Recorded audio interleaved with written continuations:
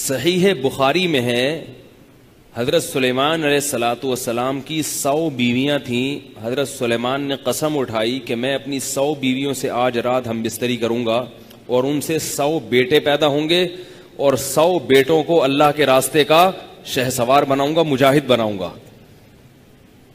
انشاءاللہ کہنا بھول گئے. حدیث میں آتا ہے. ایک روایت میں 60 بیویوں کا ذکر ہے, ایک میں 100 بیویوں کا ذکر ہے. دونوں بخاری کی روایتیں. تو بعض لوگوں نے تو کہا کہ 60 اور 100 میں تضاد ہے لہذا دونوں غلط. تو ایسا نہیں ہے. یہ عدد میں تضاد سے حدیث میں تضاد لازم نہیں آتا.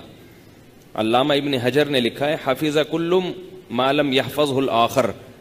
ایک روایت کے الفاظ ایک راوی پوری طرح ضبط کرتا ہے, دوسرا وہ الفاظ پوری طرح محفوظ نہیں کرتا, تو دونوں میں ٹکراؤ نہیں ہوتا.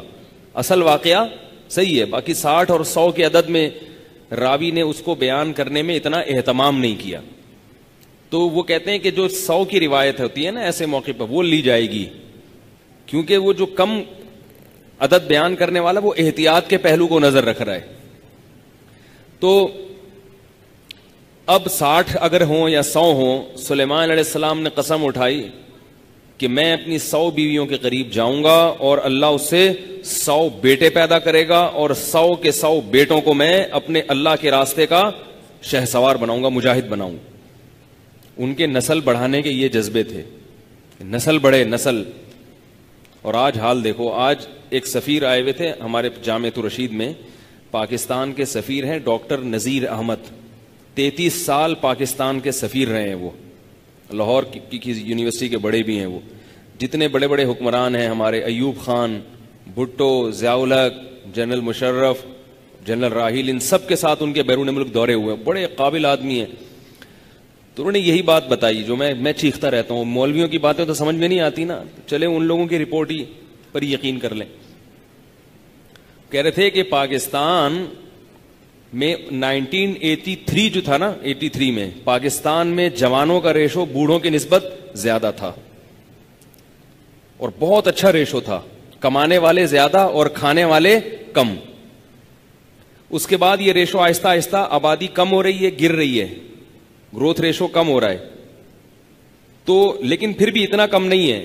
تو یہ آبادی چند سالوں تک بڑھے گی, لیکن رپورٹ یہ کہ آہستہ آہستہ پھر کم ہونا, یعنی گروتھ ریشو زیرو ہو جائے گا. جب زیرو ہو جائے گا, کیونکہ جس طرح سے یہ مہم چل رہی ہے نا بچے کم اچھے, تو فیوچر میں پاکستان بھی کبھی وہی حشر ہوگا جو سویڈن اور جاپان کا ہوا ہے.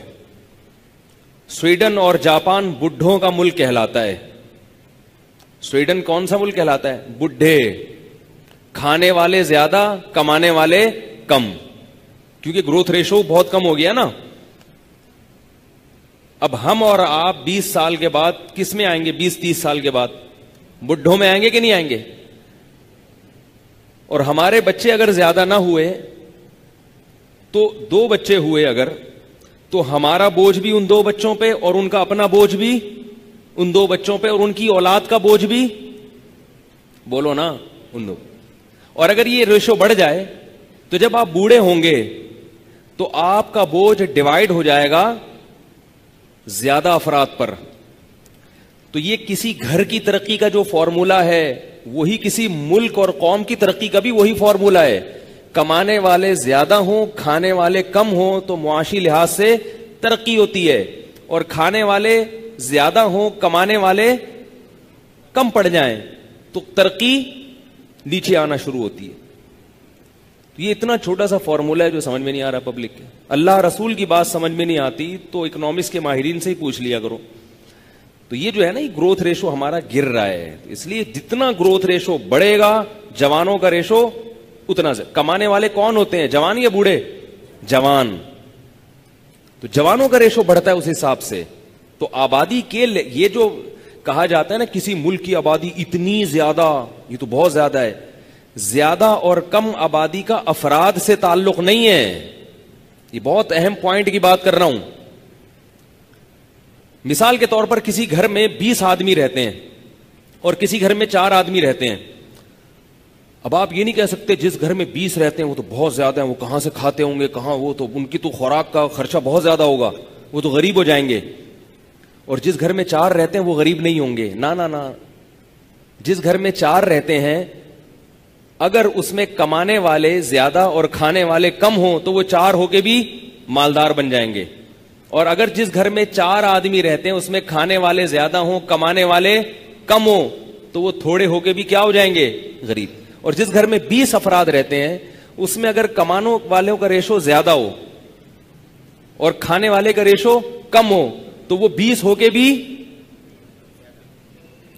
امیر ہو جائیں گے.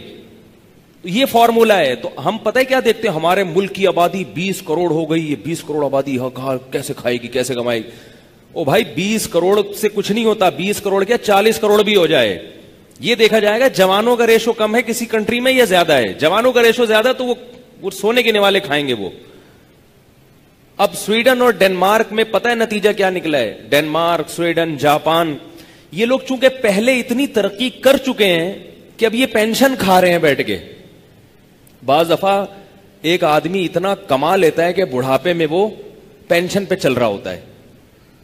تو ان لوگوں نے اتنی ترقی ماضی میں کر لی ہے کہ اب اس بڑھاپے کی وجہ سے ان بالکل تباہ نہیں ہوئے, لیکن تباہی شروع ہو چکی ہے. اگر انہوں نے وہ ترقی نہ کی ہوتی نا تو یہ تو بالکل ہی کشکول لے کے گھوم رہے ہوتے دنیا میں. اور اگر انہوں نے کا گروتھ ریشو بڑا ہوتا, آبادی کا ریشو ان کو بڑا ہوتا تو ان کی ترقی اس سے 10 گنا زیادہ ہوتی. اب سویڈن میں انہوں نے بتایا کہ یہ قانون بنا دیا ہے کہ 60 سال کی عمر ریٹائرمنٹ کی نہیں ہے, 75 سال میں بندہ ریٹائر ہوگا.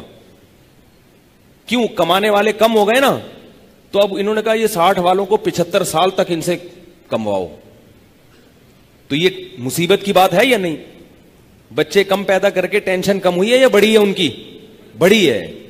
اس لیے بار بار کہتا ہوں جو اللہ اس کے رسول کی تعلیمات ہیں ان کی تعلیمات کے مقابلے میں یہ جو جدید طبقے کی نئی نئی چیزیں مارکیٹ میں آ رہی ہیں ان کو دیوار پہ اٹھا کے دے مارا کرو. یہ خدا اور اس کے رسول کا مقابلہ نہیں کر سکتے. نہ آپ کا گھر ترقی کرے گا اگر گروتھ ریشو کم ہے, نہ آپ کا ملک ترقی کرے گا. بالکل گراف جو ہے نیچے آنا شروع ہو جاتا ہے. چائنا نے بھی ایک پابندی ہٹا دی ہے, ایک بچے والی پالیسی سے چائنا کا بھی بیڑا غرق ہو رہا ہے.